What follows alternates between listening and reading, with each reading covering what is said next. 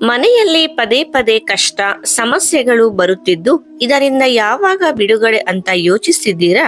ಕೆಲವೊಮ್ಮೆ ನಿಮ್ಮ ಸಮಯ ಉತ್ತಮವಾಗಿದ್ದರೂ ಪದೇ ಪದೇ ಕಾಡುವ ಸಮಸ್ಯೆಗಳಿಗೆ ನೀವು ಗೊತ್ತಿದ್ದೋ ಗೊತ್ತಿಲ್ಲದೆಯೋ ಮಾಡುವ ತಪ್ಪುಗಳೇ ಕಾರಣವಾಗಿದೆ.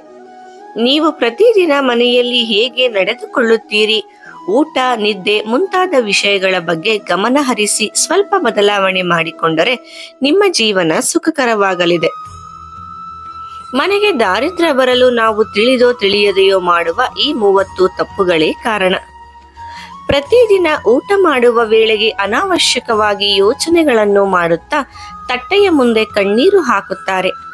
ಅನ್ನ ದೇವರಿಗೆ ಸಮಾನ ಎಂದು ಪರಿಗಣಿಸುವುದರಿಂದ ಕಣ್ಣೀರು ಹಾಕಿದರೆ ಕಷ್ಟಗಳು ಹೆಚ್ಚಾಗಲಿವೆ. ಹೆಣ್ಣು ಮಕ್ಕಳು ತಟ್ಟೆಯನ್ನು ನೆಲದ ಮೇಲೆ ಇಟ್ಟು ಊಟವನ್ನು ಮಾಡಬೇಕು. ತೊಡೆಯ ಮೇಲೆ ಇಟ್ಟುಕೊಂಡು ಊಟ ಮಾಡಬಾರದು. ರೋಗಿಗಳು, ಭಿಕ್ಷುಕರು ಮತ್ತು ನಿರ್ಗತಿಕರು ತೊಡೆಯ ಮೇಲೆ ತಟ್ಟೆ ಇಟ್ಟುಕೊಂಡು ಊಟ ಮಾಡುತ್ತಾರೆ. ಆದ್ದರಿಂದ ಊಟದ ತಟ್ಟೆಯನ್ನು ನೆಲದ ಮೇಲೆ ಇಟ್ಟು ಊಟವನ್ನು ಮಾಡಿ. ಮನೆಯ ಆವರಣದಲ್ಲಿ ಒಣಗಿದ ಗಿಡಗಳನ್ನು ಇಡಬೇಡಿ. ಇದರಿಂದ ಮನಸ್ಸಿನಲ್ಲಿ ಖಿನ್ನತೆ ಉಂಟಾಗುವ ಸಾಧ್ಯತೆ ಇದೆ. ಹಸಿರು ಹಾಗೂ ಬೆಳೆಯುವ ಗಿಡಗಳು ಇದ್ದರೆ ಪಾಸಿಟಿವ್ ಎನರ್ಜಿ ಮನೆಯಲ್ಲಿ ಇರುತ್ತದೆ. ಸಾಧ್ಯವಾದಷ್ಟು ದೇವರಿಗೆ ಮನೆಯ ಹೂಗಳನ್ನೇ ಅರ್ಪಿಸಲು ಪ್ರಯತ್ನ ಮಾಡಿ. ಹೊರಗಡೆಯಿಂದ ತಂದ ಹೂವಿನಿಂದ ಪೂಜೆ ಮಾಡುವ ಮುನ್ನ ಮನೆಯ ನೀರನ್ನು ಸಿಂಪಡಿಸಿ ಶುದ್ಧ ಮಾಡಿ ನಂತರ ಉಪಯೋಗಿಸಬೇಕು. ನಿಂತ ಗಡಿಯಾರವು ಅಶುಭದ ಲಕ್ಷಣ. ಇದನ್ನು ಕೂಡಲೇ ಸರಿಪಡಿಸುವುದು ಉತ್ತಮ. ಮನೆಯ ಎಲ್ಲೆಡೆ ಗಡಿಯಾರಗಳನ್ನು ಇಡುವುದು ಕೂಡ ಒಳ್ಳೆಯದಲ್ಲ. ಮನೆಯ ಮುಖ್ಯ ದ್ವಾರದ ಮುಂದೆ ಇರುವ ಮೆಟ್ಟಿಲುಗಳು ಬೆಸ ಸಂಖ್ಯೆಯಲ್ಲಿ ಇರಬೇಕು. ಇದು ರಸ್ತೆಗಿಂತ ಸ್ವಲ್ಪ ಎತ್ತರವಾಗಿರಬೇಕು. ಇದು ಏಳಿಗೆ, ಅಭಿವೃದ್ಧಿಗೆ ಪೂರಕ.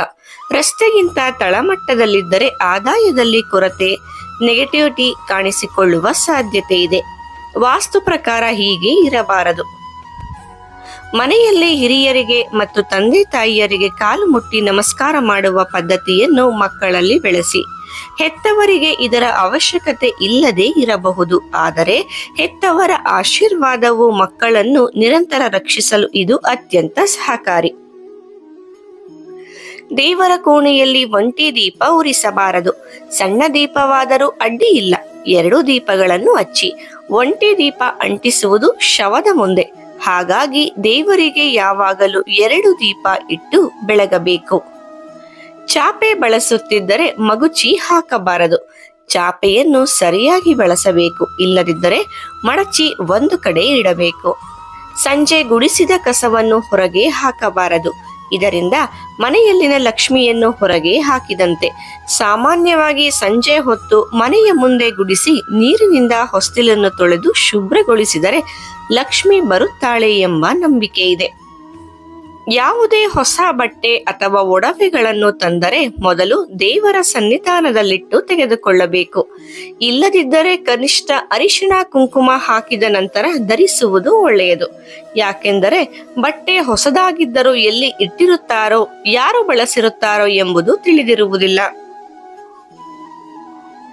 ಕುಲದೇವರಿಗೆ, ಇಷ್ಟ ದೇವರಿಗೆ ಮನೆಯ ಎಲ್ಲಾ ಶುಭ ಕಾರ್ಯಗಳಲ್ಲಿ ಕಾಣಿಕೆಯನ್ನು ತೆಗೆದು ಇಡುವುದನ್ನು ರೂಢಿ ಮಾಡಿ. ಜೇಡರ ಬಲೆ ಮನೆಯಲ್ಲಿ ಕಟ್ಟಿದರೆ ತಕ್ಷಣ ನಿವಾರಿಸಿ. ಅದು ಅಶುಭ ತರುವ ಸಂಕೇತ. ಮನೆಯನ್ನು ಎಷ್ಟು ಶುಚಿಯಾಗಿ ಇಟ್ಟುಕೊಳ್ಳುತ್ತೇವೆ ಅಷ್ಟು ದೈವಿಕ ಕಳೆ ವೃದ್ಧಿಸುವುದು. ಸಾಮಾನ್ಯವಾಗಿ ಜೇಡ ಕಟ್ಟುವುದು ಖಾಲಿ ಇರುವ ಅಥವಾ ಪಾಳು ಬಿದ್ದ ಮನೆಗಳಲ್ಲಿ ಮಾತ್ರ. ಮನೆಯ ಯಾವುದೇ ಜಾಗದಲ್ಲಿ ಅಥವಾ ಕಾಂಪೌಂಡ್ ಒಳಗೆ ಪಾರಿವಾಳಗಳು ಮನೆ ಮಾಡಿದರೆ ಅದು ಕಷ್ಟಗಳು ಎದುರಾಗುವ ಸಂಕೇತ. ಅವುಗಳ ಪ್ರಾಣಿಹಾನ ಆಗದಂತೆ ಅಲ್ಲಿಂದ ಓಡಿಸುವುದು ಒಳ್ಳೆಯದು. ಜೇನುಗೂಡು ಮನೆಯಲ್ಲಿ ಅಥವಾ ಕಟ್ಟಡದ ಯಾವುದೇ ಮೂಲೆಯಲ್ಲಿ ಕಟ್ಟಬಾರದು. ಜೇನುಗಳಿಗೆ ಹಾನಿಯಾಗದಂತೆ ಅದನ್ನು ತೆರವು ಮಾಡಿ. ಸಾಧ್ಯವಾದಷ್ಟು ಮನೆಯೊಳಗೆ ಯಾವುದೇ ಜೀವಿಗಳಿಗೆ ಜೀವಹಾನಿಯನ್ನು ಮಾಡಬೇಡಿ. ಬಾವಲಿಗಳು ಮನೆಯ ಸರಹದ್ದಿನಲ್ಲಿ ವಾಸ ಮಾಡದಂತೆ ಎಚ್ಚರ ವಹಿಸಿ. ಬಾವಲಿಗಳು ದಾರಿದ್ರ್ಯದ ಲಕ್ಷಣ ಎಂದು ನಂಬಲಾಗುತ್ತದೆ. ಹಿರಿಯರು ನಂಬಿಕೊಂಡು ಬಂದ ದೈವಗಳಿಗೆ, ಅವರದ್ದೇ ಆದ ಸಂಪ್ರದಾಯಗಳಿಗೆ ಗೌರವ ತೋರಿಸುವುದು ನಮ್ಮ ಆದ್ಯ ಕರ್ತವ್ಯ. ಉತ್ತರ ದಿಕ್ಕಿನಲ್ಲಿ ತಲೆ ಮಾಡಿ ಮಲಗಬಾರದು. ದಕ್ಷಿಣ ದಿಕ್ಕಿಗೆ ಮುಖ ಮಾಡಿ ನಿರಂತರ ಕುಳಿತುಕೊಳ್ಳುವ ವ್ಯವಸ್ಥೆ ಇರಬಾರದು.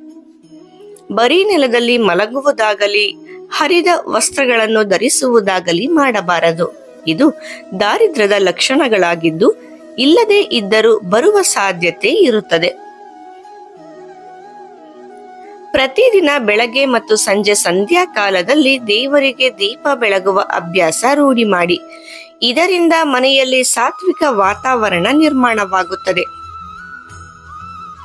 ಆಗ್ನೇಯ ದಿಕ್ಕಿನಲ್ಲಿ ಅಂದರೆ ದಕ್ಷಿಣ ಮತ್ತು ಪೂರ್ವ ಮಧ್ಯದ ದಿಕ್ಕಿನಲ್ಲಿ ಅಡುಗೆ ಮನೆ ಇರಬೇಕು. ಇದು ಇಲ್ಲವೆಂದಾದಲ್ಲಿ ನಿಮ್ಮ ಅಡುಗೆ ಮನೆಯ ಆಗ್ನೇಯ ದಿಕ್ಕಿನಲ್ಲಿ ಗ್ಯಾಸ್ ಸ್ಟವ್ ಅನ್ನಾದರೂ ಇಡಬೇಕು. ಅಡುಗೆ ಮನೆಯಲ್ಲಿ ಔಷಧಗಳನ್ನು ಇಡಬೇಡಿ. Negative energy ಒಕ್ಕರಿಸುವ ಅಪಾಯವಿರುತ್ತದೆ.